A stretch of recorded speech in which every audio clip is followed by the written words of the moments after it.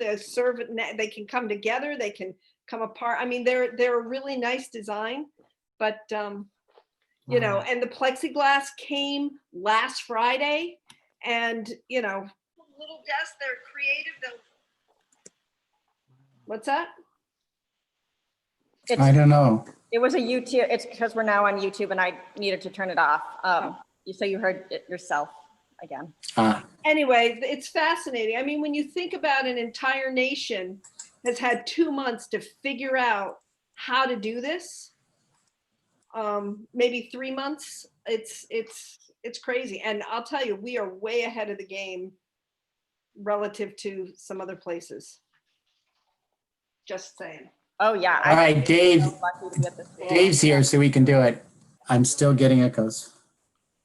You hear it, Allison? Not yet. All right, I'll just keep going. Oh, yeah. Yeah, any August minutes corrections? Oh, yeah, it gets worse. So, like when you first started, it's not there. And then, yeah. It gets worse. It gets I'll worse. restart my computer. Maybe you should try no You guys headset. might want to consider going into one room. This is typical of Zoom. I mean, You mean get out of the same room? are you and Anita in the same room? Yeah, opposite Oh, ends that's of the the same problem. room. Go Oh, out. that's a guarantee. How's it now? Same. You Well, need to be like Get at least far away from each 5 other. feet apart. Oh, no, we're much further away than that. That may I sound. think it's my audio. See, Yeah, it's the it's- same. He's You know far what? enough away. Take your headphones off. You might find that better. yeah. Yeah, you're, How's this? I still hear the echo. I'm going to reboot. I'm sorry, everybody. That's okay.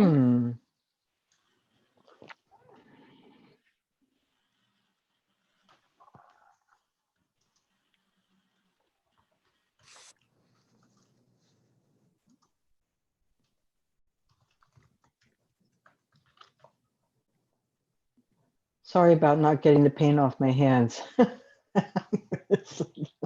can't Been see busy. it. Oh, yeah, I can.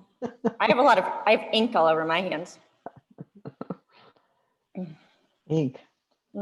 Printer ink. Oh, by the way, Anita, the time capsule has been extended, so it's not too late. I'm so glad because I just got something for it today. In fact, I'm going to show you. Hold on. Oh, good. And So- anybody else too? Hey, here's an interesting dilemma, kind of with the school starting later and whatever the mindset is this summer. So we put in this amazing school garden. It is producing like crazy. I've given out more food than I can imagine. I've taken excess food to the food pantries. They can't Wow. take it. And Wow. now that we're extending food, the start of school year, school can't take it. So I'm like inundated. So if anybody needs food, like particularly tomatoes, I see Dave with his hand up in the air. And now How about his a thumb. pop-up? How about a pop-up? they're Table. gnarly looking Oh, tomatoes, man. but they're really Those are good. gorgeous. Those look Well, great. but they're gnarly, but they're good. They're They're How about a beautiful. table? How about a table over at, At Pop-Up Camden. yeah, pop-up camp? No, seriously. Give away free food. Okay, I might be able to get a kid or two to man that. I had so Neat. many cucumbers and but You could raise money for pathways. we tried. I mean, I can't tell you how many connections I've made thinking, oh, this would work, but there's a big flood of garden produce, which is beautiful. That's great. That's really good. Allison, if you don't charge at the pop-up and you only take donations, do you need all the other baloney that goes with it? Well, we do have that food sovereignty ordinance, which is supposed to, oh, but that's only at your house. Couldn't we just give it away? Yeah, or take a donation. Yeah, I mean, I don't think we need all of that other stuff anyway. It'd be All right, interesting. let's try this. Can you guys hear me okay? Yep. Yes. It's much Sounds better. good right now. Yeah. A little bit. So Allison, this was made by Nina Holland. Oh, what is it? It's a cigar box Oh, okay. that she has put things representative of what's That's going awesome. on. Oh my gosh. It's really awesome. I And really that's- hope that That's Did up you that there get for you're the diameter. Was that like a gift to you that you're putting in the time capsule, or did she make it for the time capsule? well, she made it and she gave it to me because I was excited about it. And I told her I want to put it in time capsule. And I took a picture of her holding it. So there'll be a picture of her. Oh, And that's they- great. And there are other things can go in it. I don't know what else. Who's Nina Holland? Just because I don't know. Nina Holland, Sarah Holland is her daughter. Sarah Oh, is an Peter architect, Jones's wife. Holland and Foley or something. And yeah, Sarah. Peter Sarah is Jones's wife. Peter Jones's wife, yeah. And Nina lives across from the tannery. And she's an artist. She's just extremely prolific artist. It's Oh, amazing. cool. This was my project for my Christmas tree decoration. Love it. Anita, you get the prize for that one. Actually, that's a great what were the little points? What were Those those? are called bugle beads. Those are glass beads, bugle beads and seed beads. There are 3 seed beads on the end of each bugle bead. And it's a felted ball. It took her about 10 movies. It looks slow. That's a patentable product. Oh, you think? Well, I'm sure I could find others who would like to have it. Maybe so There's more to this story because Anita started 4 months ago brushing a lamb's wool rug. And then she got this bag of lamb's wool and she started felting the lamb's wool to make the ball that would be the coronavirus. So that's a felted Wow. wool that she hand brushed out of this matted lamb's wool. Now the lamb's wool is all fluffy and she's got a felted ball. She's So- only got enough for 3, Margot, so the market is pretty small. the market is big, but The market is big. what you may not know is that the COVID virus is actually, this is a talisman, and A what? COVID this is a talisman. Oh, COVID is territorial. So this territory is taken, go away and find someone else. See, that's what this is. It's That's like a a new dream word for catcher. me. Okay, I'm gonna take this back, Anita.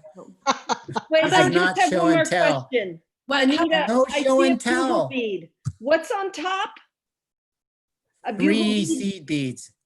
3 seed beads and a tube bead. Okay, Yeah, perfect. and it's very difficult. It's very painstaking to do it. And it did Not not work difficult, out as painful. perfectly as I would hope.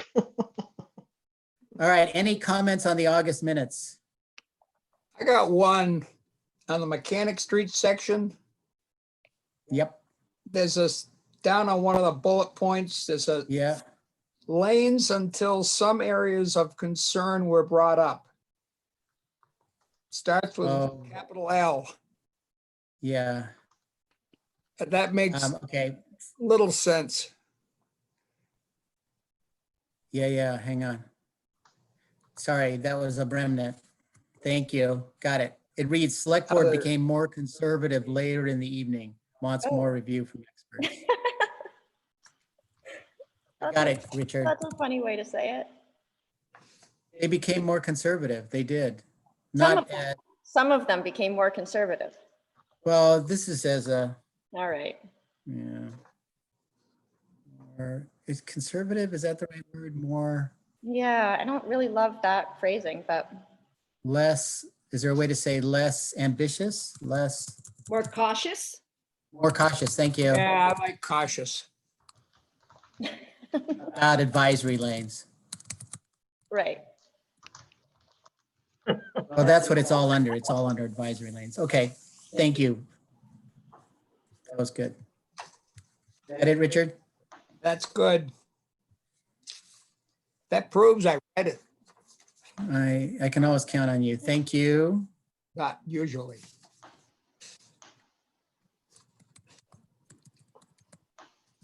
Making a note. Quickly. Did I tell you guys that Owen is not part of the group anymore? He just can't make it, given his job in South Thomaston. Oh, I didn't even So, realize well, he was on this. yeah, well, he was actually very active for a while. But, he can't keep up with it anymore, so he is quit. So we still need another Rockport. I thought he was an alternate. Owen? I don't think so. Okay. But it's possible. So keep it in mind when you talk to people who live in Rockport. Dave lives in Rockport. I was waiting for you to say something. We can let him vote.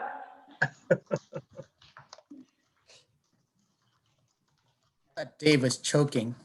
A peanut. Yeah. Helen, it's really hard for Helen to make this meeting time.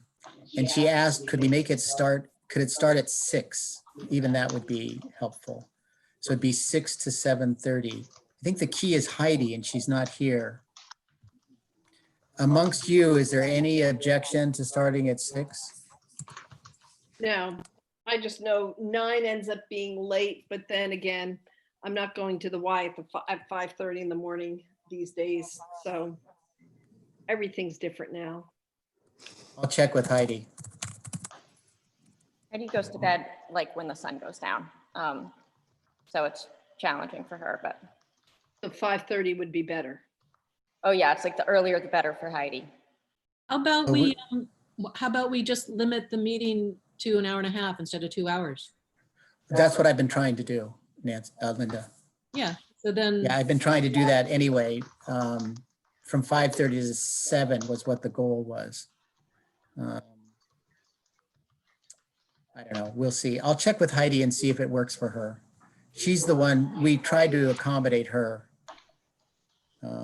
with this earlier time. And I kind of like it too, because it doesn't destroy the whole evening and we don't get so tired. Let's see, subcommittee reports. Maritime Farms, I really don't have anything. As you know, it's tied to this shirt tail problem with the eminent domain. And that's going to get all tied up for a while, and that can't happen until there's a vote at the town vote in November. I think that'll make it in November, Allison, is that right? I mean, yeah, I guess so. Is there a chance I should be the one to answer this, I know, but is there a chance that can be resolved? Aren't we still hoping it might get resolved? I think so. And then but realistically, it's probably not going to go forward any faster than that anyway. Yeah, that's what I was going to say that too. I still hope that something will happen in this process. They're only off by about $700 or $800, but I think it's not the crazy. issue of money, it's the issue of legality for the town. Yeah. Yeah. Whether the town can do eminent domain? No, the issue is that the town had the property appraised. Sliver, yeah. And the appraisal came out lower than what the owner has said that the value is assessed at for taxes. And she doesn't think it's fair and she wants it redone or something. And the town followed the rules that MDOT gave it to get it appraised. And so they can't give more money than what it was appraised for. That sort of ruins the system. So I don't know. Yeah, that's even well stated. Yeah, even though it's only $800 difference, cash, it still. so this is where friends of Pathways would come in handy, huh, and fill in with $800. Could they, Yeah, though? that would be kind of weird. Yeah. I mean, if it were actually the difference between it moving forward fast asked or not, then great. In this case, I'm guessing because of all the other things, work season and this and that, it's just And it has to go out for bid but probably just to not get it gonna out to go bid, forward yeah, faster anyway. yeah. I don't think so. Can you On just the- explain to me why Shirt Tail, going up Shirt Tail and going to Maritime, are they under the same grant? No, they're not. They are trying to reduce the cost of the two projects. Both projects are over budget. They're in terms of the responses on the RFPs, and they're hoping that they can get them down into the budget limited by the grants for each project. If they can get one company to bid on both, it cuts the mobilization. So they're not mobilizing for two projects. They're working on two projects in the same time, in the same town at the same time. And they're hoping that the two bids together will reduce their overall budget. That's why they're tied together. Okay. And in fact, I'm not even sure, Allison, they may be tying it to the downtown as well. I don't think so, because MDOT is doing that. Yeah, Yeah. I no, don't that's think so. different. That's different. So that's it, Marco. Okay. The next section is the Knowlton section. And Dave, I wrote to Peter Martin, the Lions Club guy. The issue on the Knowlton section is there's bad erosion on a piece of the trail there. And we were waiting for the Lions Club to give us approval to go in there and do the work. And I still And- think that putting the culvert in under it is gonna be easier. oh, it will be easier. Do you want to try it and see if it fixes it? I'd rather do that than go through all the trouble with the Lions Club at first. I mean, it's the simpler solution and it might take care of the problem. It won't fix any of the problem coming down off the road that, No, but I think that's gonna happen anyway. I mean, and I think ultimately you have a hill and you have water that's coming off of it. I mean, we talked about, I think, sheeting it off into a different section with more vegetation to slow it down, but that's what we talked about. I still think it's going to work its way over the trail and probably cause problems if it doesn't have a place to go, under the trail. Oh, we were going to do both, Dave. We were going to sheet it over to the one side Mhm. and then put a culvert down at the bottom to gather any water that didn't dissipate. I mean, that's been, what, a whole year now since, I mean, I'd have to go back and look at it again. To I did. refresh my memory, and that was like eight projects ago. Yeah. Yeah, it's So- getting worse. I did see it, and that's what's making me think, maybe we can just try to, I'll talk, I might even be able to do that in a day.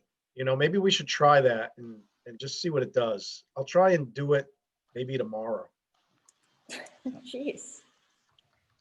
Are you thinking riprap down the edge or just bigger gravel?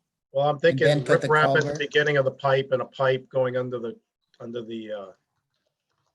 walkway.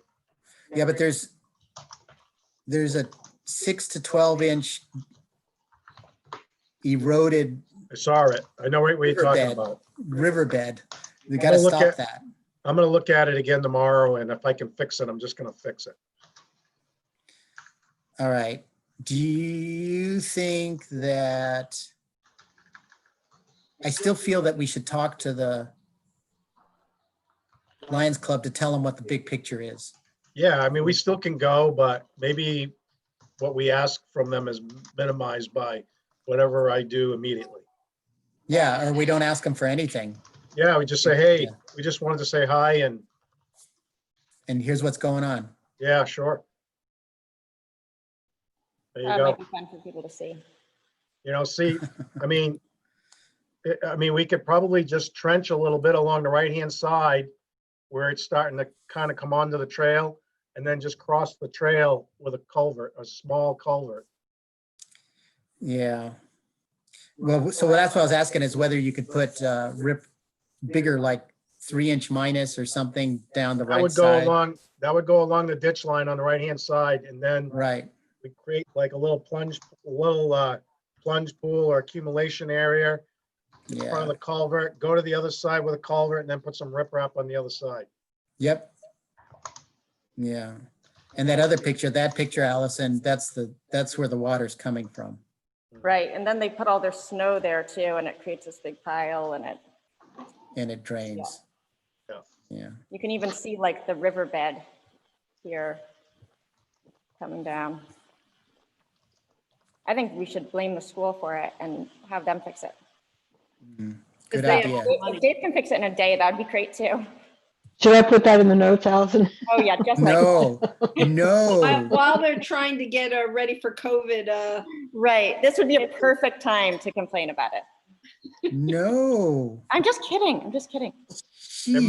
It might take a couple days. Give me a couple days. I'll give you a couple weeks, Dave. All right. Thank you. Yeah. So That might be just easier. that's the Knowlton thing. So, Dave, my plan is to put together a little PowerPoint and show him the big picture and what's going on, and that's it. We'll take it from there. Okay. Maybe if we do something, you can put that part in there. Exactly. We'll do a before and after. Who was they? The Lions? Peter Martin has said they are going to do a meeting on the 15th. And we are invited. Oh, So masks So- required and no dinner. So will this be done before the 15th? Yes. That's the Yeah. idea. Jeff, the meeting before sounded better. Where there was drinks and food and no mask. Oh, Yeah. that's yeah, drinks and food and no, yeah, I'm sorry about that.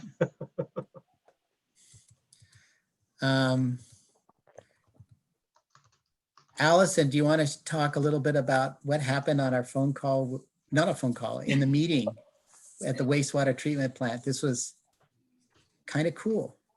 yeah, I don't know, you're so much more concise with things. Maybe you should give the overview and then I can add in the details, unless you want me to attempt to, I can, but. People get tired of listening to me. Okay, I always find that people are getting tired of listening to me, so I'm trying to be sensitive to that. But it's nice to not be with the select board, so maybe it's a new audience and What are we I'll talking wrap it about? up, Sorry. Allison. You've got 2 minutes. What are we talking about? I'm trying to take notes here. going through the Oh. wastewater treatment plant. Okay. Yeah, so I don't know if everybody remembers many months ago, we had a small workshop at the treatment plant with the designers and engineers and with Dave Bolstridge. It was a select board workshop, I think, but Jeff came along, and the idea of that was to try as hard as we could to kind of force them to consider the Riverwalk in any way possible in any design aspects of the treatment plant. And a lot of the stuff that's happening there has more to do with controls and technology and all that stuff than it has to do with the actual grounds. But there were a few sticking points, like one of the things was that where the Riverwalk currently dead ends, you go past the skate park and all of that, and then it dead ends as soon as you get to town property. I actually get questions about that all the time. So it's been almost like an effective tool in raising awareness about the Riverwalk and all of that. So the idea, of course, is to try to get through the wastewater treatment plant, but in the interim, to maybe have a way to just not have that dead end there and be able to get up the bank somehow there where the little playground is at the Lions Club building. And I think Jeff and I both felt fairly discouraged and frustrated with that meeting before. We're just getting a lot of safety. You can't have the public here, you can't have the public there. There was a transformer that they had located like right in the way of, you know, multiple options for sort of Riverwalk connectors. But, you know, they said, even if we are going to move the transformer, then you've got all these other issues because we can't have people here. We get sort of every idea that we would come up with this is how you could do it, or, you know, even using that access road that's like a road. It's fenced off, but it's a road that they drive down in to get, I mean, town employees, lots of people go down there to get things that are, it's the town's main storage area for everything from snowball items to old Willys Jeeps from the fire department, but that's another situation. So anyway, the engineer or the designer from Wright Pierce was there at the time also, and he was really great when we kind of prodded him to talk about some other projects that he's done in other places, and kind of maybe when we got him away from the group, I guess you could say. And he was talking about examples of places where you actually walk through the treatment plan, and there's more of a wow, something loud out there, like a public access component and even an educational component. And, you know, he saw all kinds of ways to be able to get people through there. And so they were tasked, Jeff did a great job kind of pushing them. The idea was that they were supposed to come back and at least give the select board or give somebody a rundown of at least why certain things weren't possible, and if you know, if possible, present us with some options like, hey, here's an opportunity to maybe make a little progress on the Riverwalk. This would cost a little bit more, or this would, you know, we could do this differently. We just need a little bit of direction. There might be a safety concern here. There might not, and sort of give us the opportunity to say, we'd rather err on the side of not being too scared or blah, blah, blah. Anyway, this just, of course, as it normally happens, it just didn't happen. Nobody got back to us. There was never any follow-up. Now the final design is in front of the planning board, actually on Thursday. Tomorrow. There's a planning board public hearing, which I'm definitely gonna try to attend. And so Bob and I kind of said, why is it going before the planning board when we still haven't had this select board workshop? And so we squeezed in another workshop Tuesday afternoon before the select board meeting, and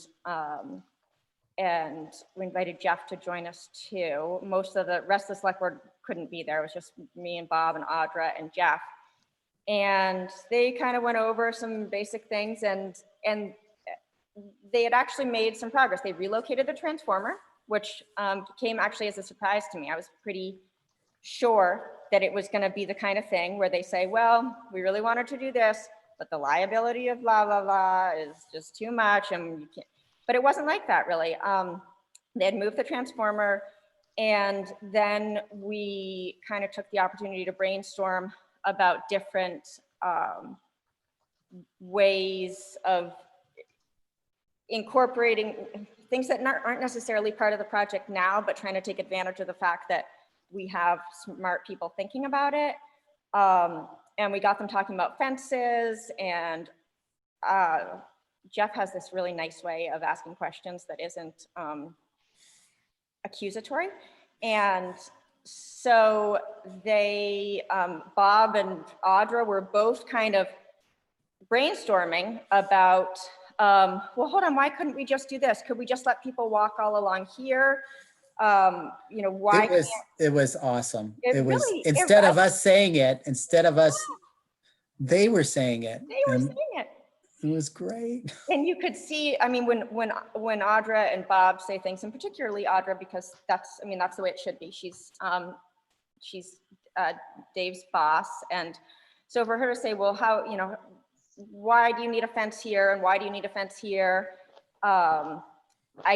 You could see Dave like Oh, okay, sure. I think his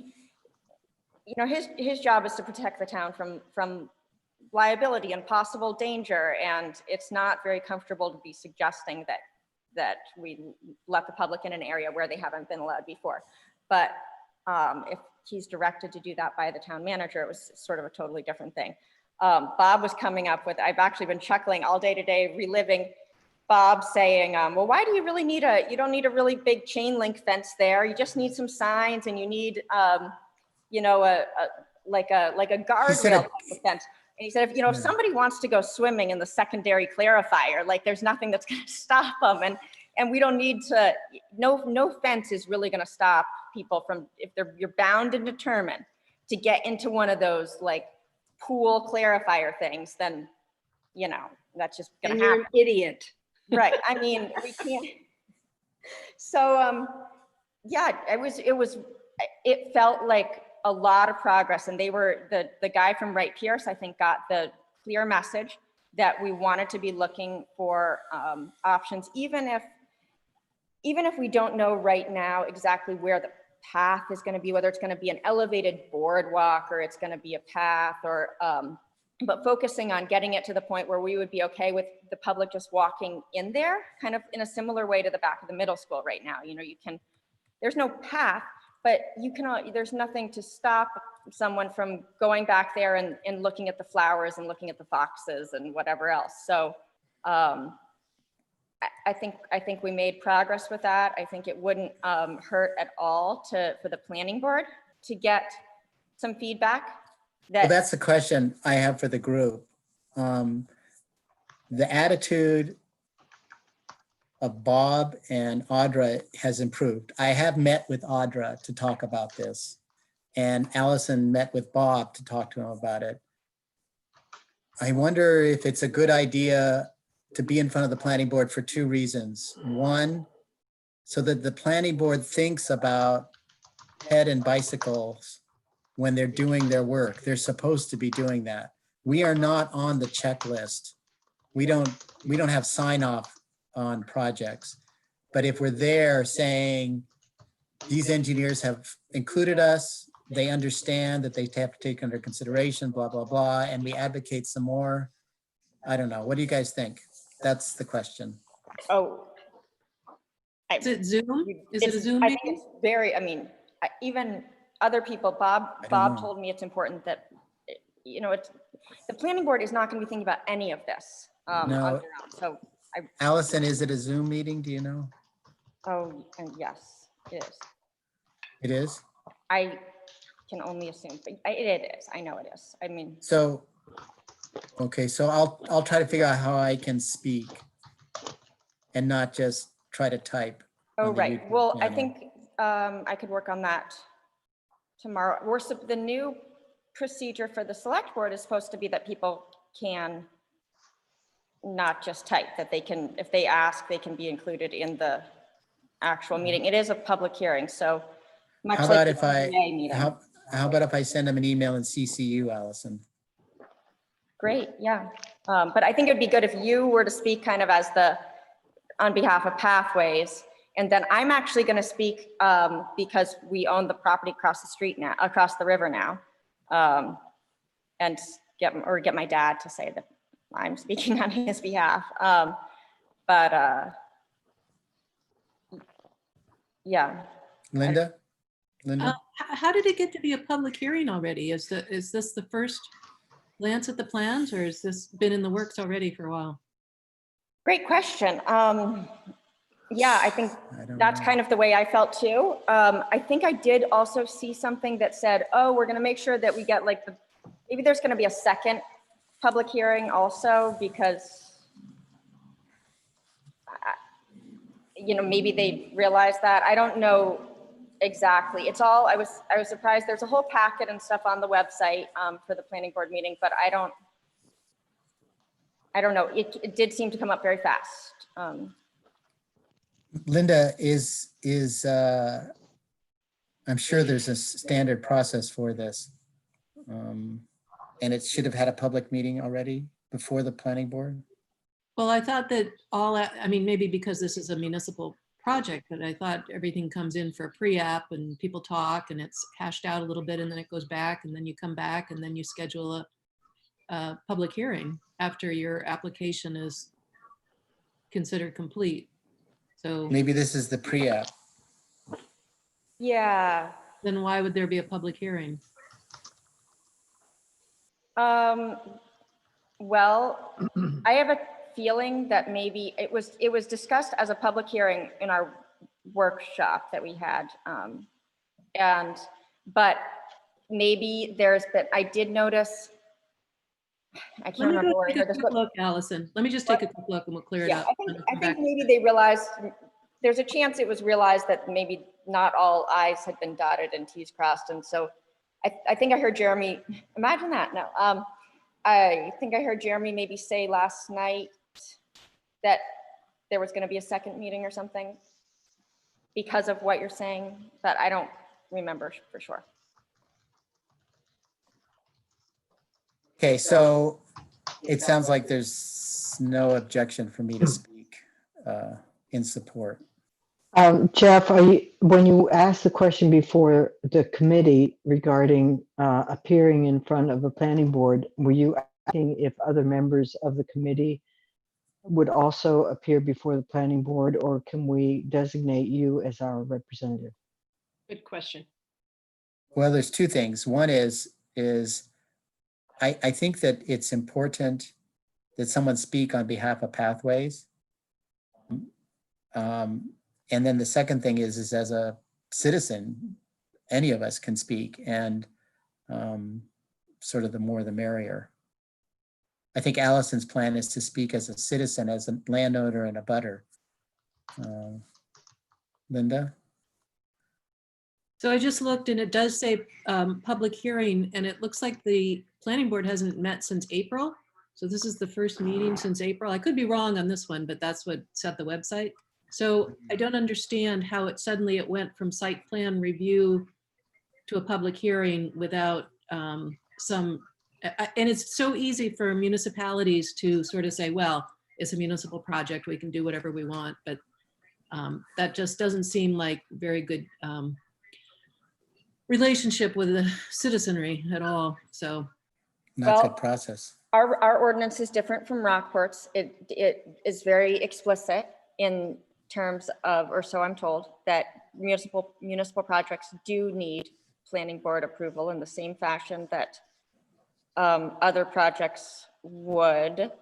I think you're correct that the planning board may not have met since April. So who's trying to push this through right away without like telling the town what's going on? And it's not every town has, you know, there's a process that MMA advises on, and that's, here it is, go for your pre-app, go for your app, and then start the public hearing process. So is there a deadline on this or something? Is that why they're moving fast? Well, you're correct. I mean, I said the same thing in a slightly less diplomatic way. Well, it seems so because they're like chomping at the bit to put it out to bid. There was that, Allison's right. They were saying that they want to get it out to bid because they think it might be a good, well, they didn't know. They They Because- just would do it, that right? And they So- don't even know because Bob asked the question about the budget, whether it would come in under budget, or actually it was over budget, I think is what their estimate was by, About $700,000 right now, but yeah. So- But they didn't know what the bids would come in. Just from my perspective, you know, we've been in weird times, and this is a project that has needed to happen. And so the question is, how controversial would this project be? The money's already been approved by the town. That's, okay, sorry to argue, and I realize we're diverting on this meeting. Yeah, we are. Material, Margot, you know, process is process. But anyhow, to your point, do you want to use this as a teaching point to the planning board?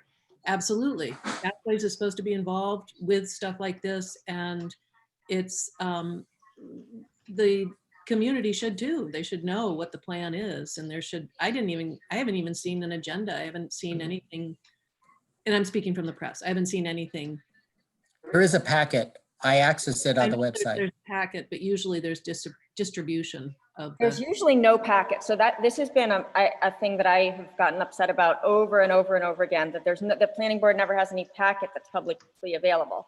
And they've corrected that. I was also all up in arms about this when I heard it was gonna go in front of the planning board. My initial reaction was, here we go again with this vast conspiracy to push this through against, with no public access but then I feel like that was corrected, and so I'm trying to be more positive. Now they scrambled to get a workshop. Even the rest of the select board didn't really have time, but it was, Jeff, as a representative from the Pathways Committee, was very much welcomed in, like, in lieu of the select board. It was. Thank you, Allison. It's been a very Thank you. collaborative thing. So I feel like there was a lot of effort made to involve the people that would be most likely to be concerned, is like the public access point of view. I think it was really overwhelmingly supported by voters. So I think notices did seemingly go out to abutters. I don't know if we got one, but I don't know. I think they're making an effort here, and they tried to make an effort with the group that would be the most likely to be concerned. So. Hey, Linda, it's a pretty low bar. If you log in on Zoom, you can ask your question at the planning board meeting. It's a pretty low bar. yeah. It's just I'm not going to say it's just process. It is a process question. And Yeah. it's not applicable to this conversation. It sounds like this is going through and it's all to the benefit of everybody. So I'll just take that question elsewhere. No, it's Yeah. Allison, can I ask you a question regarding these Zoom meetings and public opportunity to comment? I haven't attended very many select board meetings on Zoom live, but I have attended some, and one I attended had no opportunity. People were texting in and nobody responded to any of those texts. And finally, a person who was texting a number of comments just made some nasty comment about nobody being there and gave up. And was that an anomaly that nobody was reading any of these comments that were coming in, or is that typical? Well, I do remember one time where Audra apologized profusely because she had missed, for actually not very long at all, some comments on YouTube. But since Isn't there then, a secretary who's supposed to be so- watching? what's that?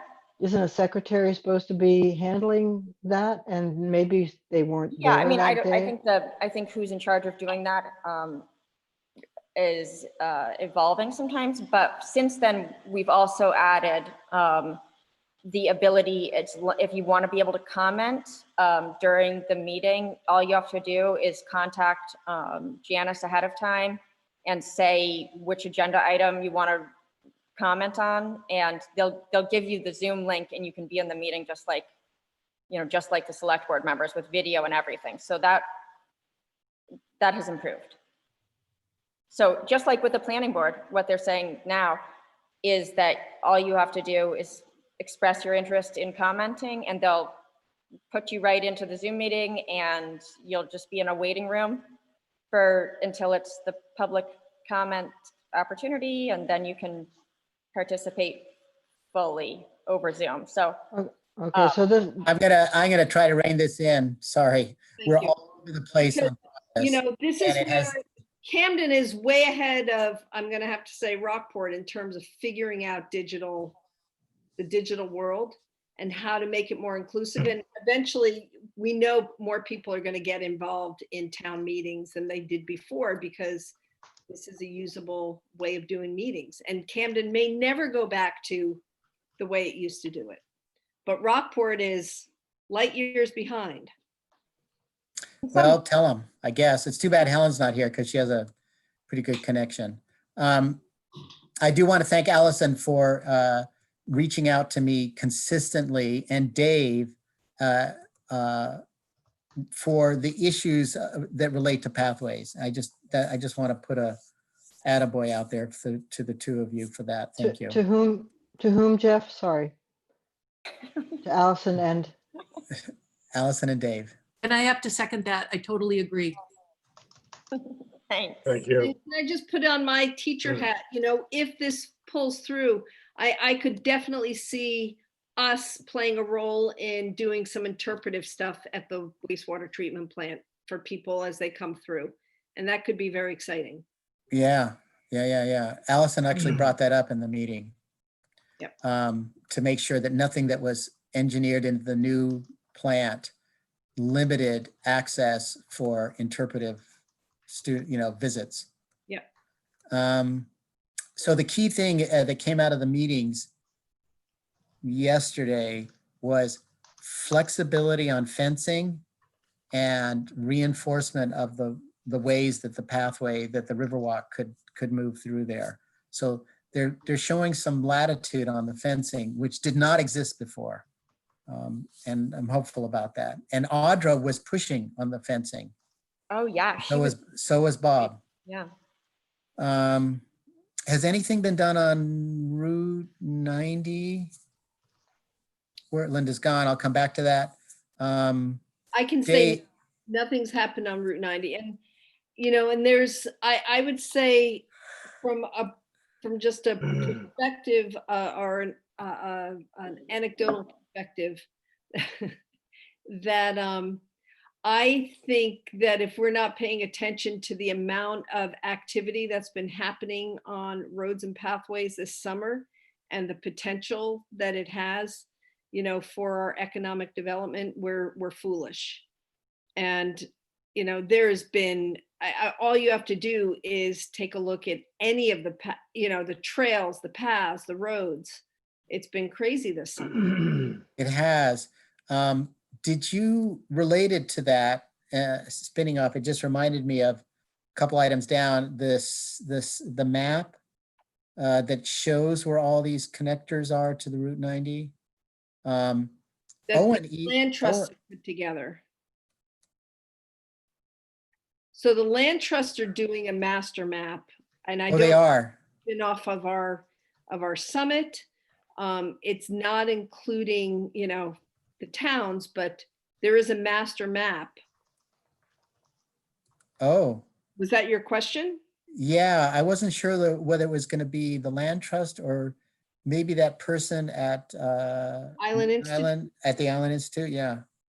I have not heard that they're spearheading it. I actually heard that, and I wish Heidi were on tonight because I thought it was really Coastal Mountain and Georges River that were spearheading that, but they are looking at a big interconnected land trust map.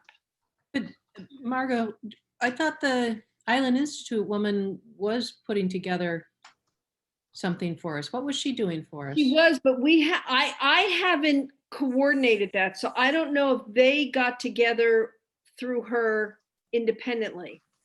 That I don't know. But to Margot's point, I totally agree. And then Jeff, I don't know if this is applicable. Did you see what I sent you this afternoon? Okay, I emailed you something that cropped up in the Rockport town managers in the packet, select board packet for September 8th. And it was Rockville sidewalk and awarding the bid for Rockville sidewalk. And they may cut out the sidewalk, the rebuilding of Rockville, and they may cut out the sidewalk. I gotta go. I'll be right back. Whereabouts is that? Rockville's? Down there, Green Thumb. Where, She had to go. She's coming back. Where- I can give you I Yeah. can give you some background here, Dave. There was about 2 years ago, are you back, Linda? You're on mute. Sorry. Okay, so let me go back to square one. The bid is coming in. It's the cat. That's the damn cat. The bid came in from Rhino to do the rebuilding of Rockville. Attached to that was the sidewalk. But in order to bring the cost down, they may eliminate that sidewalk rebuild that we advocated so heartily for. I know. And this is why I sent you that little bit. But this Two is separate buckets, Linda, separate buckets of money. Rockville Street. In Rockville, the one that runs parallel to 17. Oh, yeah. That's West Rockport. That's not Rockville. No, No, that's Rockville. that's right. Yeah, Over by the it's- Green Thumb. over by the Green Farm, runs parallel to 17. It's the old Old Route 1. route. No, not Route 1. Old. But there's 17 an or old something. church there and The Old Rock Rockland Road. and where we advocated Yes. so fiercely to get part of the sidewalk rebuilt because that's what citizens over there wanted. So now it's. Well, wait, it's again. Linda, and I just want to remind you, Linda, that in the end, there was a meeting at the church and they decided that if they only had a certain amount of money, that they wanted to improve the safety at the intersection to Mill Street, I think it's called, the one that goes up the hill. They wanted to put a sidewalk there because of the speed that rather than improve the existing, they wanted to add a new sidewalk at the corner there that would go up to the first house over the culvert. And that's what was in the bond, the $250,000 bond, as that cost.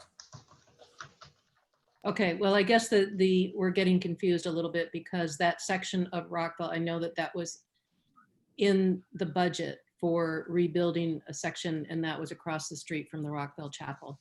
So it's something that we've got to consider maybe happening is that projects are getting cut out of Rockport's sidewalk budgets. I'll talk to Mike, but there was another, when Mike and I were there, they had put in some new culverts there that had gone through the sidewalk and they had to rebuild the sidewalk.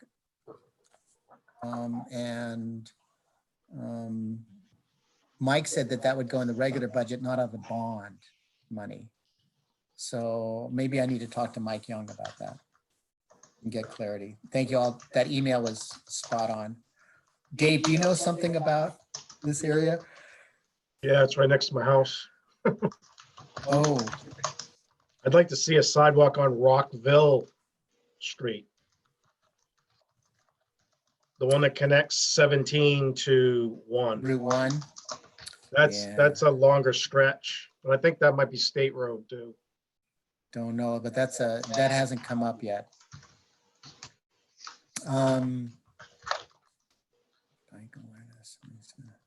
Dave, do you want to talk You want me to- about the Yeah. Mechanic Street? Sure. So Jeff and I, Dave Allen, the regional DOT engineer, Patrick Adams, the multimodal pedestrian safety person, and Jim Tassi and Angela. Angela was also there from Bicycle Coalition of Maine, and we walked, and Jeff also, we walked Mechanic Street and kind of looked it over real carefully with taking everything into consideration about the advisory lanes.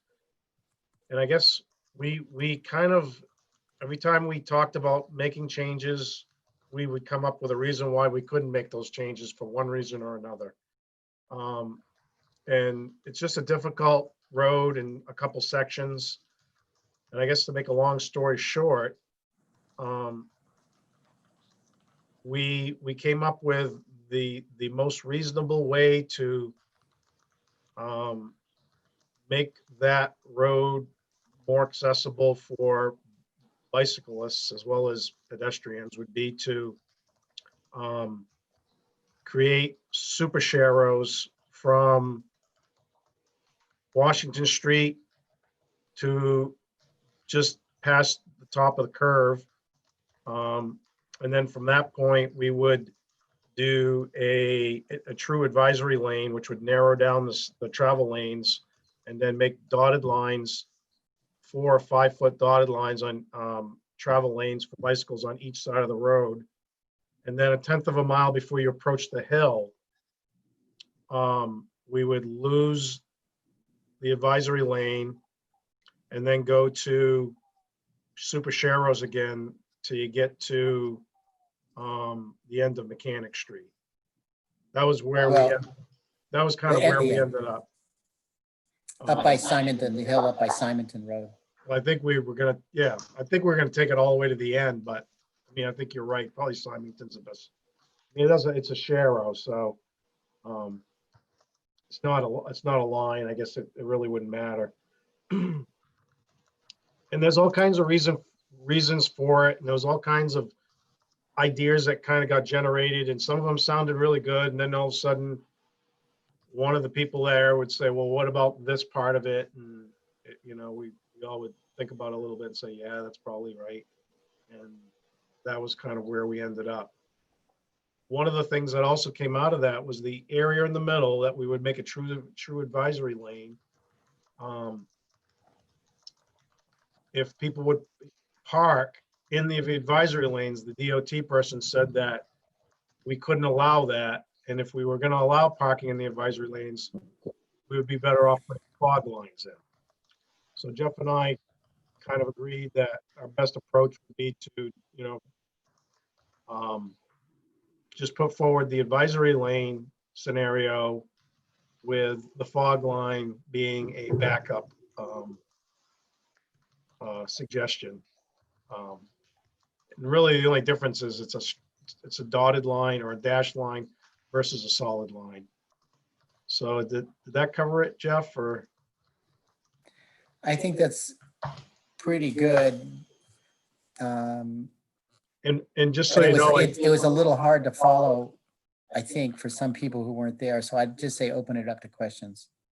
yeah, just to add to that, I also contacted Jim Tassi, and he's going to be putting together an illustration of what we agreed to with the fallback plan of the fog line, like you had suggested. And we're going to present that at the next select board meeting and see where it goes.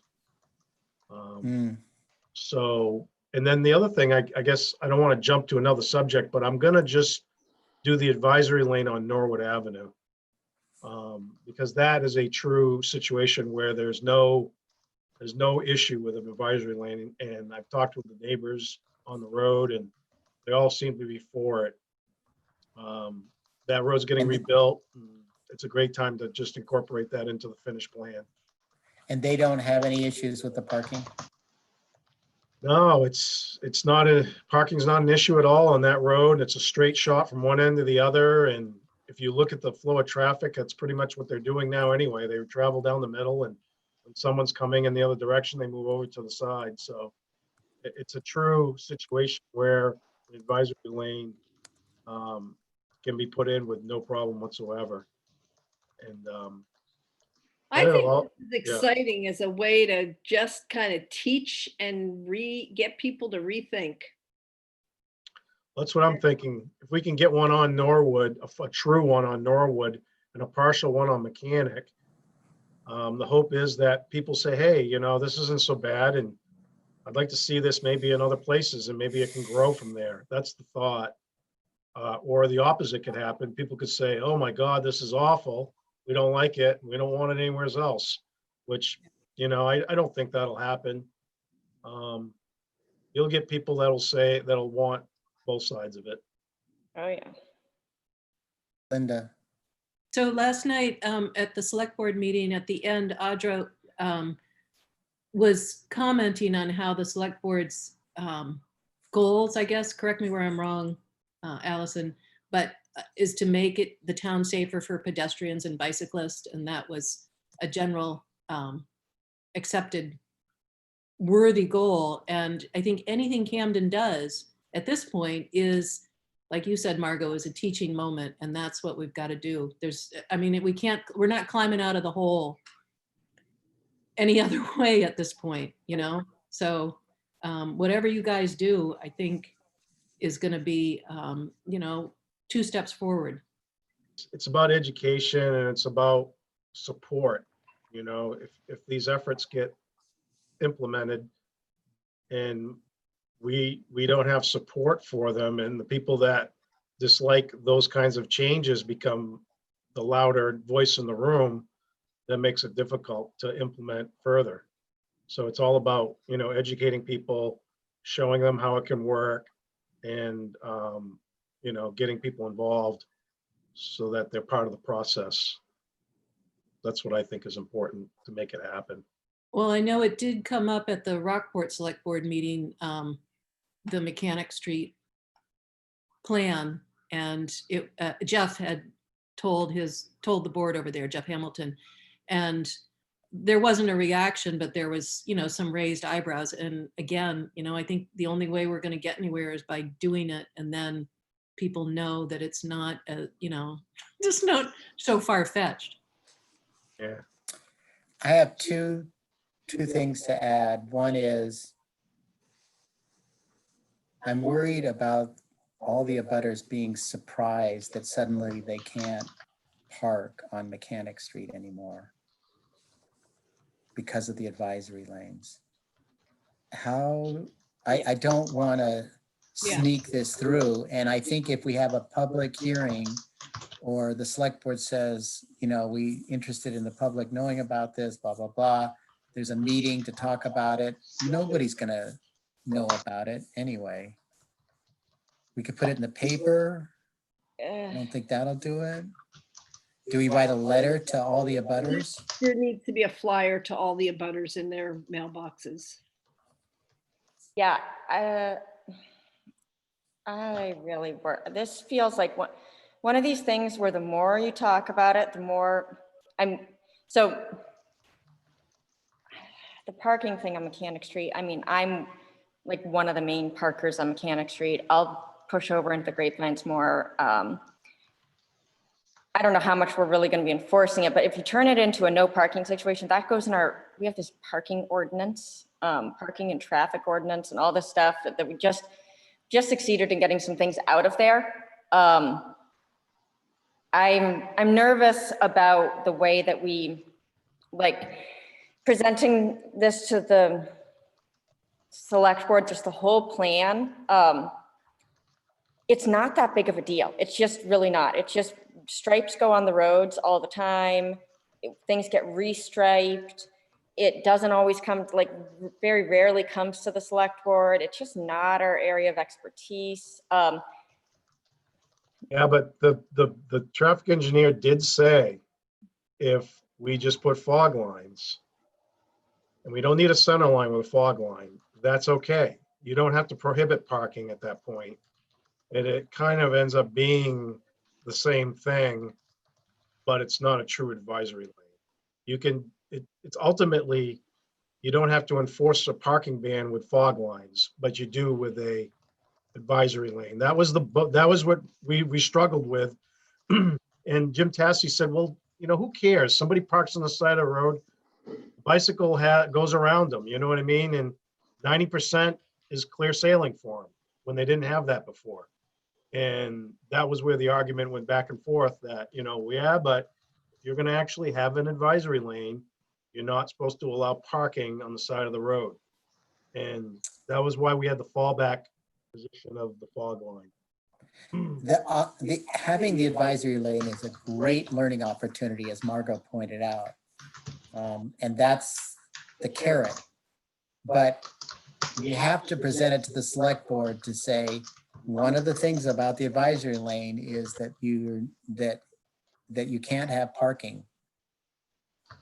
We also, I think Sounds like you're talking about two different things here. It sounds like we've got two the different. word perspectives. advisory lane is really problematic. Like, I don't know how to I mean, I've talked to a lot of my neighbors about this, a lot of people on Facebook, a lot of people disagree, you know, think they disagree with me, and then just constantly why don't you just put bike lanes there? Like, even somebody who listened to this whole meeting last time, was just like, you know, he said he thought it was the stupidest thing in the world, but he thinks bike lanes are great. I think it's hard to try to explain. I wish I had a clear vision of exactly what we should do and how it should be presented. I just don't totally know, but I'm worried about it turning into this whole select board conversation where we like go into each hill And each thing, and the more you get people thinking about that, they're like, oh, even our Route 52 discussion, it was like everybody's theoretically in favor of parking, letting people park so they can swim at the ledges. But then when it got into the little bit of the minutia, it was like, oh gosh, are we encouraging people to do something that's not safe? And people, I don't know. So hold that thought. Linda, I will get to you in a second. I just wanted to say that our intention is to say, here's one design, not to take it apart and look at each section, but to say, here's the advisory lane suggestion, which we think is a good idea for these reasons. The one ramification of choosing advisory lanes is that abutters will lose their parking. That would be presentation one, and select board will go, oh, we can't do that, or something like that. That's what I think. And then, okay, so option two is to do sharrows and a fog line, like 4-foot fog lines on each side. So that's the other one. Linda, go ahead. Oh, all I was going to say is, Allison, you guys wanted them to come back, if I remember correctly. So, I mean, Jeff, I didn't, but they did. yeah, so that sounds like a perfect solution. Go in with this or this and quickly approve it, and then it's done. And don't let Okay, it so, and evolve. the feeling here that if it turns into fog lines, I think what's gonna happen is that it's gonna turn into fog lines if it goes to the select board. I want to say, We'll go to the select board, but is that a good outcome in your mind? I want to add something. I did a lot of homework before we had a meeting on Mechanic Street.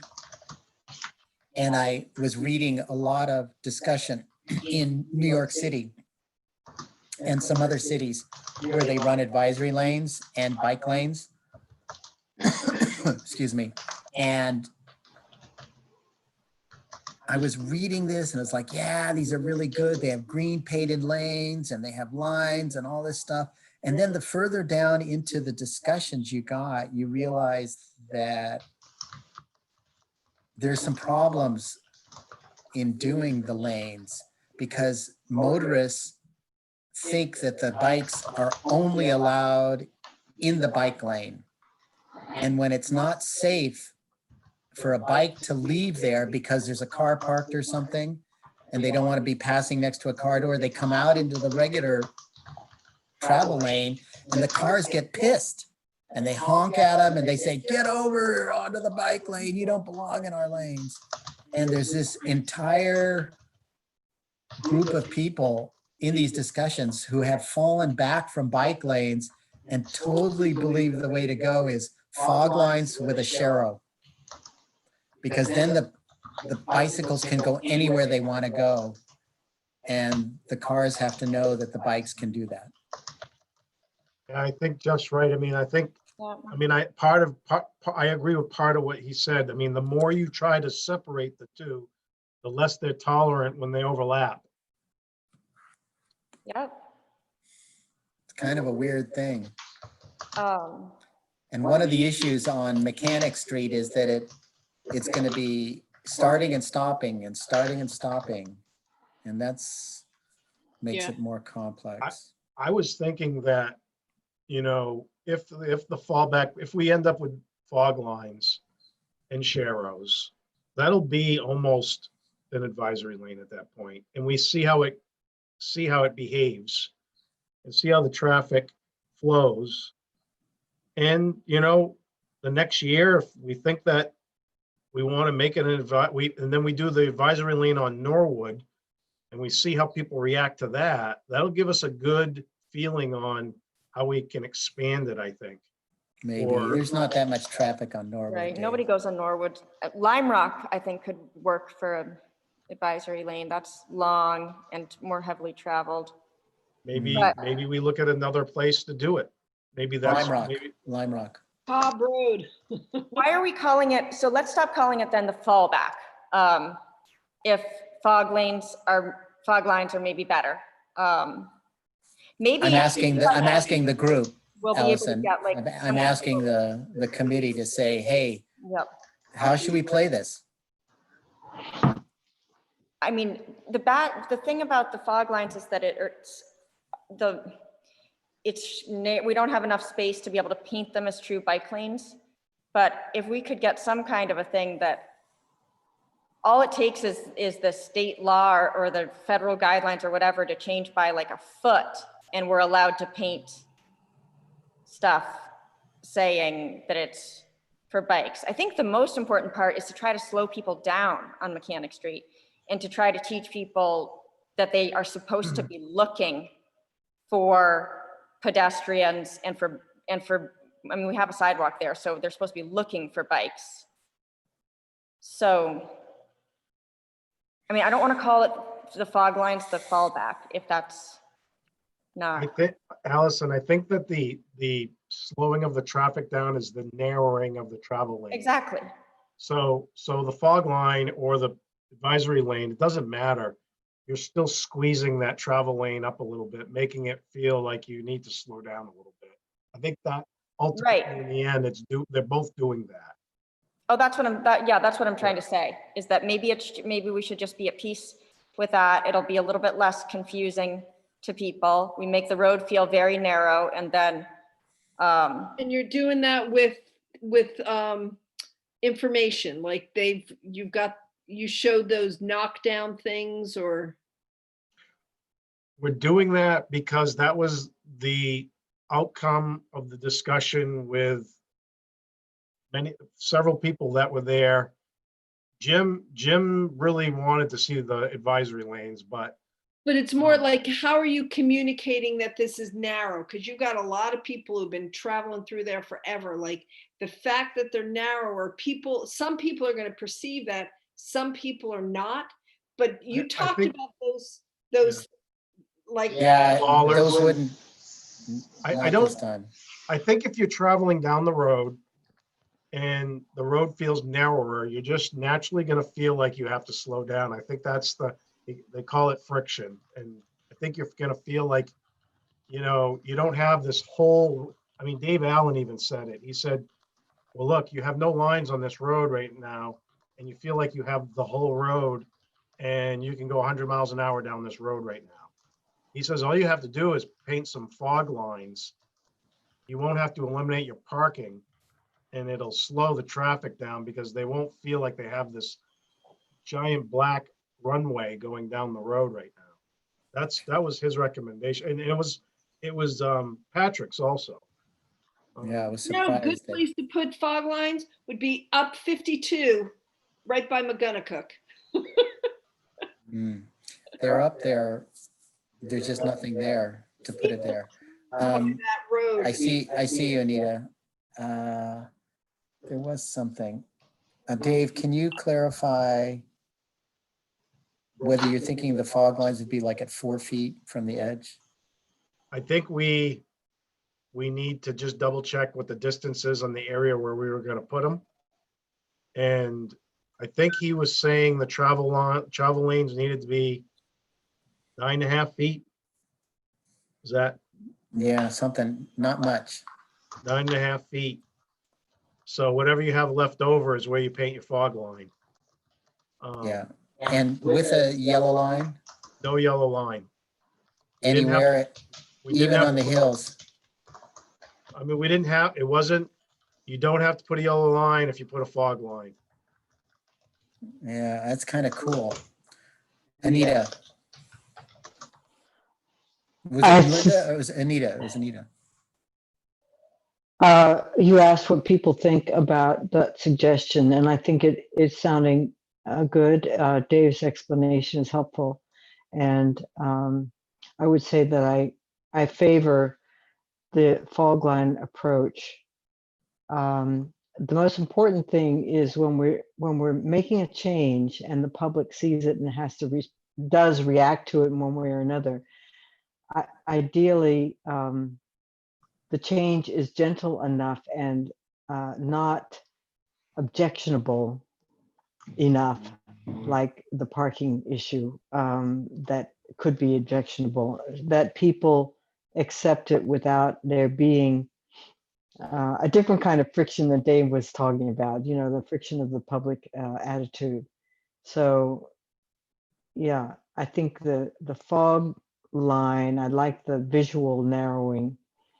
My question is, Dave, where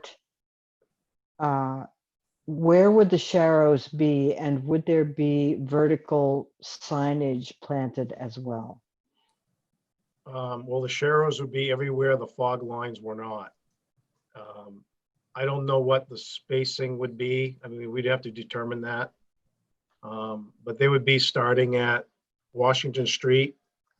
And then we'd have to pick a point where I think of a 1/10 of a mile, he said, before we reach the curve. And in the opposite direction, it was the same thing for the hill, a 1/10 of a mile from the hill.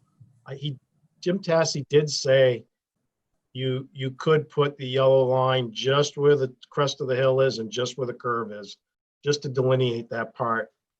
That was another thing that was discussed. So, that is an option if that's something you think is what you like, Jeff. I'm strongly in favor of the yellow line by the crest, because, every crest of every hill needs that, frankly, in town. Jeff told you at the last meeting what his experience is being on the road so much on a bicycle that, so I am extremely strongly in favor of a yellow line just before the crest of any hill that presents that kind of danger, which is a fair number of them. The reason for that, Jim was saying, is that, your bicyclists will be in the lane that's a sharrow, approaching the hill, and then someone behind them will, like Jeff has said before, will try and pass as you approach the hill. And, then they're going up over a blind hill, the potential for the accidents there. They do it all the time anyway. Yeah, that's what I said. I said, they're probably gonna, if someone does that, they're gonna do it if there's a line or not, but. Yeah. But still, it's good to have it there. There was a question about vertical signage, Dave. I think that we put up signage that says, share the road, all of the common bicycle safety signs that, you would put Okay. on any road. Did I hear you say, Dave, that when the fog line is there, there will not be a sharrow? That's what I was confused about. Yes. So What? that was what I remembered him saying. Are you thinking that we just do the fog line the whole way with sharrows? Yeah. Yeah, okay. I thought that was for advisory lanes, that it was where the advisory lane went away, then that's where you had sharrows. Yes. You But couldn't with put the fog sharrow, line, you could put the sharrow where the advisory lane was. So you put it where it's not. But with the fog line, you put the sharrow all the time. Right. Because bicycles have a choice. Well, because the right-hand lane is a breakdown lane, it's not a bike lane. Right, exactly. Yeah. I mean, we can do either or. I mean, I kind of didn't think you needed it where the area was, I mean, there wasn't really a lot of reasoning to have it, but the more more of it's about the friction and slowing traffic down. It's not about giving the space for the bike at that point. Right. And I think the sharrow slows traffic down more, because it's like, what the heck's going on here? Yep. And it gives the privilege to the cyclist when there's a car parked on the shoulder, the breakdown lane, that they're allowed to go out into traffic and the cars don't honk at them for doing that. Right. I mean, the more we talk about it, I think that's probably our best course of action. We pick the width of the road, we put the fog line down, we put the super sharrows down, and we maybe put a yellow line at, where At the crest. at the crest and on the curve, just a short section of it. And I mean, that's got to slow traffic down. You can't help but think that's not going to slow traffic down. Richard, last time you were talking about a single yellow line. I think Has you to be- voiced that. Has to be a Yeah, double. versus a double line. And in this scenario that we're talking about, would you be, if it was just at the crests and the blind corners, what do you think about a double?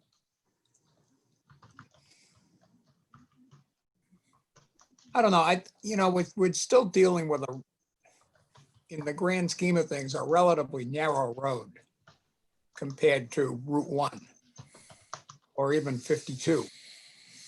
But if the double line, if that would tend to encourage people to stay on their side of the road a little better, I don't have a real problem with that. And what about this idea? Do you favor the advisory lanes or the shared, the Sharrow with the fog line? I like advisory lanes, but I do see the parking as an obstacle. A question for Dave. If you've got a fog line and parking's allowed there, how does that interact with the town's winter parking restrictions? Well, there's a winter parking ban no matter where you are, I think, in town. So So that wouldn't change anything. I don't think so, no. So what I heard you just say, Dave, is that wherever the winter parking ban currently is, it'll stay the same, and that adding a fog line on a particular street doesn't change anything. I mean, we're not creating parking on a road by putting a fog line. I don't think that's what we're saying. I think we're just saying that we're not prohibiting parking. I mean, there's already parking allowed, and we're not prohibiting it by putting a fog line. If you put an advisory lane, you're prohibiting the parking. Margot? So Dave, did you say that Jim Tassi was going to draw this up? Did, and I think I'm gonna double check with him tomorrow, but he's gonna For me, draw up the Really two. helpful to kind of look at them side by Sure. side. How about I have him draw, or I explain, I want to double check with him that he's thinking that the fog line extends the whole length of the road when we're not doing the advisory lane. I want to make sure that that's what he heard.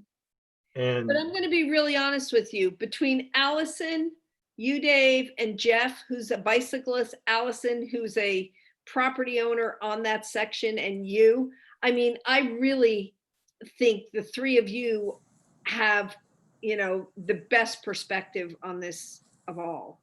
that's why we're talking it out. I mean, we're just knocking down all of the things that we think could become a problem. I Sometimes would like to compare the two side by side, but, I'll get you a copy of that before the select board meeting so you guys can see it. yeah. Just remember, sometimes the middle ground is better than no ground. It's all about, yeah, And just the fact that you've got that funky intersection that people are already like, it's a way to actually teach the entire mid-coast a different way. I mean, Yeah. that's just my perspective. This is an opportunity to really do some educating and some behavior modification. And if we do it right, it can take off in other places. I'll get to that in a minute, Margot, but go ahead, Linda. Oh, I was just gonna, again, I reinforce what Margot's saying, but you said Norwood Avenue, maybe forego Norwood Avenue? And no, I mean, I was just gonna do it on Norwood Avenue just because it's an easy thing to do. yeah, I hope you do. I hope you go ahead and do that. Yeah. And then I was driving down Mechanic Street today and it is wide open. I mean, it's huge right now. That's the feeling you get when you're driving. That was what the DOT regional engineer said. I mean, he says, because we did discuss, we really want to slow traffic down. We want to create a place for bikes and people to walk. And he's like, Right. this thing's just, it's like a runway right now. It's a runway. It's just too Allison? wide. Allison?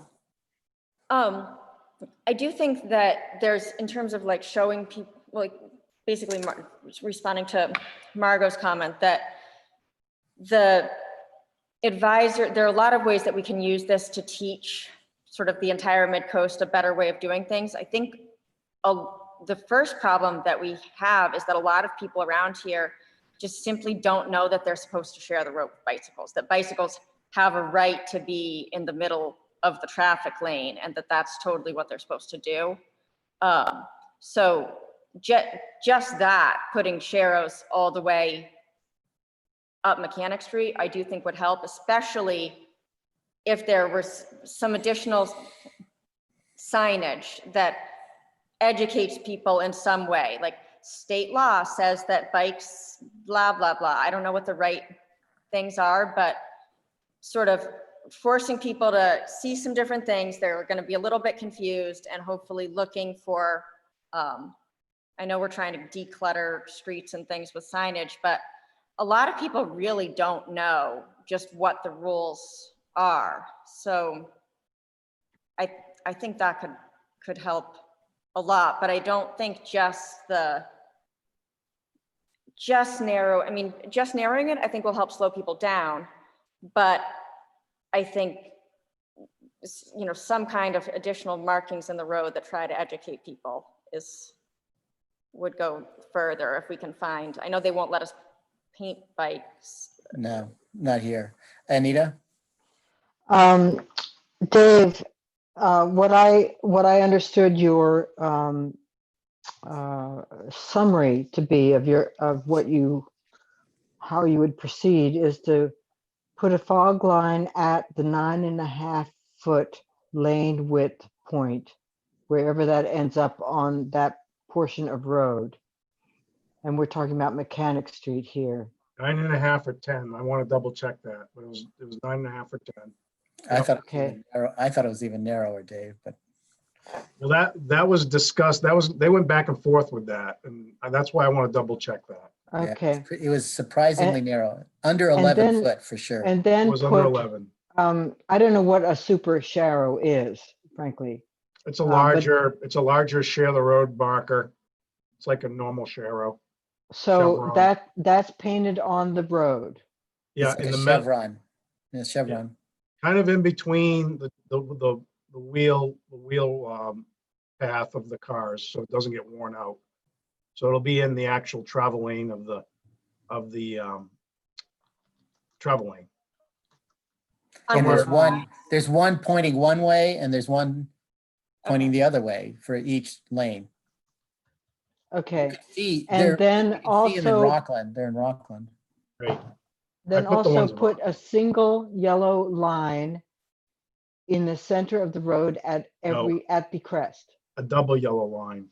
You Double. plan to put a double yellow line. Yeah, that was what was recommended by the state engineer. Says single line is not in Good, I'm compliance. with really the glad to rule. hear that. And that, but I didn't hear you summarize that you would also have share the road signs on the side of the No, road. I said I would give 3 feet, share the road, those signs. I mean,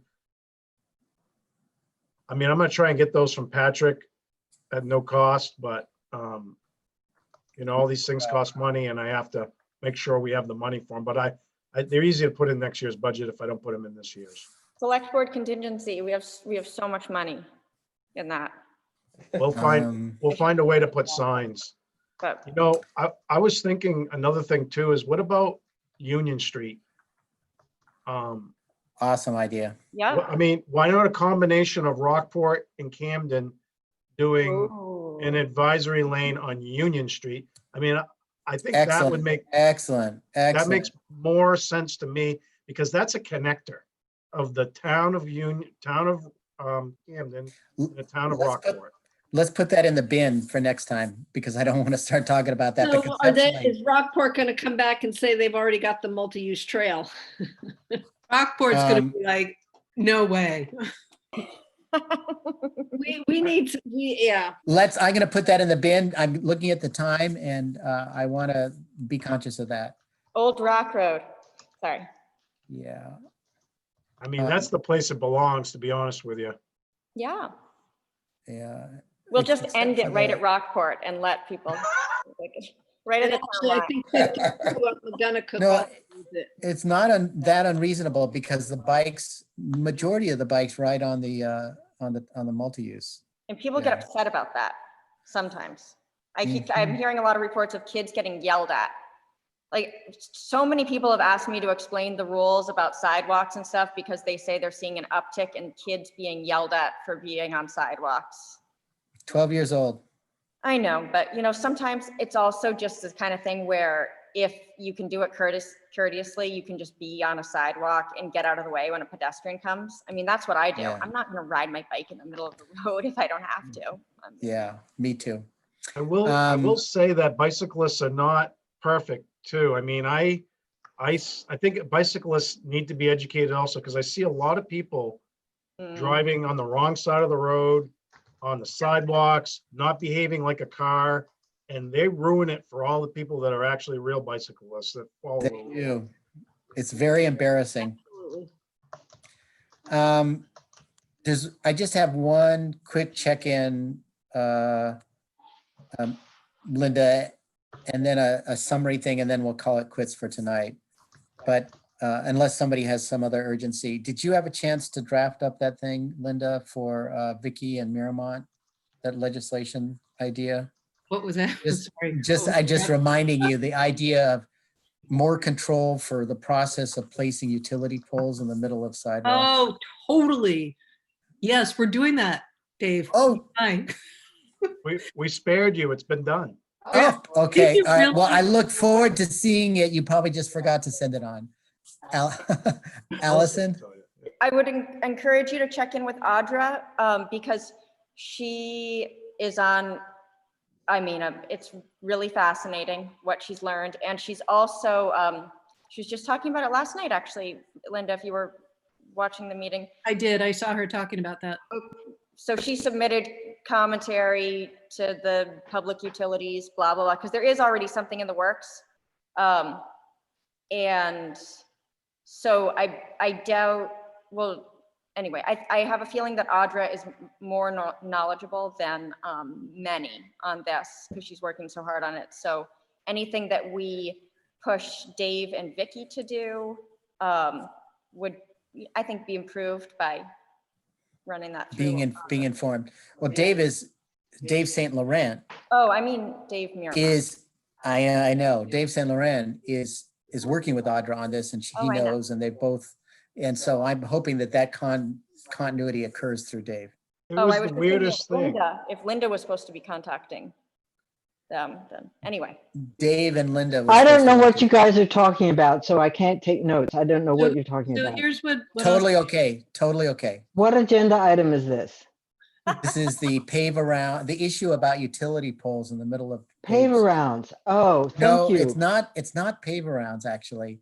It has to do with the placement of utility poles and how the utility companies are, the check and balance about where they are placed, and whether that's a legislative question, whether it has to go to the state legislature, because we don't have any control. So here's, how about this? Dave, did you say that Audra was talking to the PUC, or she was drafting up some language? Oh, Or both? what happened was, well, she wasn't talking to the PUC. She was commenting on legislation that has already been drafted to do exactly what we talked about at the last meeting. So it was Oh. it was the weirdest thing. It's already in the works. Who did it? Who sponsored it? Do you know? I don't know. I don't know that part. So here's what I'll do. I'll contact Audra and see Yep. who sponsored that. And then I'll contact Dave and Vicky, Dave Miramont and Vicky, and I'll keep you in the loop and keep this committee in the loop too. But And- but it sounds like Audra's got some real good meat to add to it all.